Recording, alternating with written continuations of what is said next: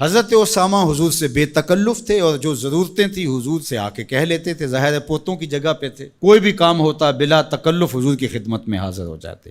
حضرت اسامہ بن زید کہتے ہیں ایک دن رات کا ایک حصہ بیت چکا تھا اور مجھے حضور سے کوئی کام، کوئی حاجت حضور سے جڑی تھی اور اس کی تکمیل چاہ رہا تھا، تو میں رات کے وقت ہی آ گیا۔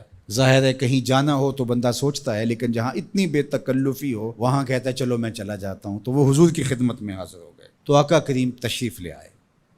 اللہ اکبر! حضور علیہ السلام نے ایسے ہی چادر لپیٹی تھی اور حضور کے اطراف میں ابھار تھے، لیکن مجھے نہیں پتا تھا کہ اندر کیا ہے، تو میں نے حضور سے حاجت کہی، حضور نے میری حاجت پوری کر دی۔ فلما فرغت من حاجتی، جب میں اپنی حاجت سے فارغ ہو گیا، جو میرا کام تھا وہ ہو گیا، تو پھر میں نے یہ سوال کر ہی لیا، قلت ما ھذا الذی انت مشتمل علیہ، میں نے کہا حضور یہ کیا ہے جس کے اوپر آپ نے چادر ڈال کر ڈھانپا ہوا ہے؟ فکشفہ، تو حضور نے کچھ بتانے کی بجائے چادر ہی کھول دی۔